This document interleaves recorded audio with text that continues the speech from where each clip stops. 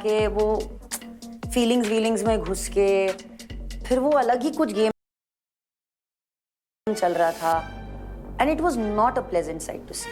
Rulers और हमारी लड़ाई हो रही थी, इसका मतलब ये नहीं कि मैं उनका स्टैंड ले रही, मैं बस इतना बोलना चाह रही थी कि अगर हमारा एक वर्कर लगा हुआ है, हमें पता है गेम स्टार्ट होने से पहले ही हमें पता था कि ये गेम इम्पॉसिबल है। मुझे बस इस चीज से प्रॉब्लम थी कि जो नेवर गिविंग एटीट्यूड है ना, वो होना चाहिए अगर हम किसी भी टास्क में परफॉर्म करने वाले हैं। और हम अगर फ्रस्ट्रेटेड है तो हम वो सारी चीजें रूलर्स पे नहीं निकाल सकते, क्योंकि उनके पास भी कोई और ऑप्शन था ही नहीं। और अब ये आके बोली कि मैंने अर्जुन भैया को इसलिए किया कि उनके फैंस बहुत ज्यादा है, मैं तुम लोग को लिख के दे रही हूँ। अगर ये कल का जो भी चैलेंज था उसमें जैसे कि रूलर्स बोल रहे थे कि स्ट्रैटेजी की प्रॉब्लम थी, तो आपको क्या लगता है कि वो स्ट्रैटेजी की ही प्रॉब्लम थी या फिर क्या था?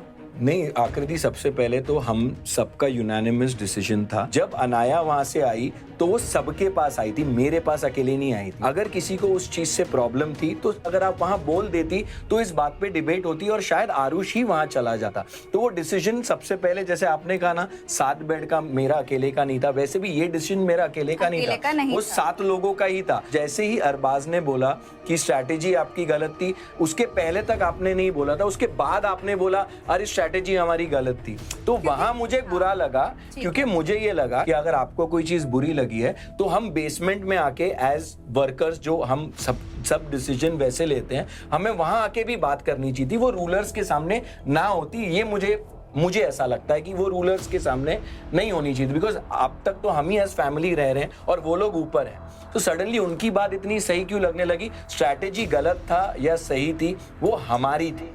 यस तुम उनकी तरफ नहीं थी, अलग नहीं थी। मेरे नजर में आकृति बहुत दोगली है, and if you are going to be two faced that means you are faceless and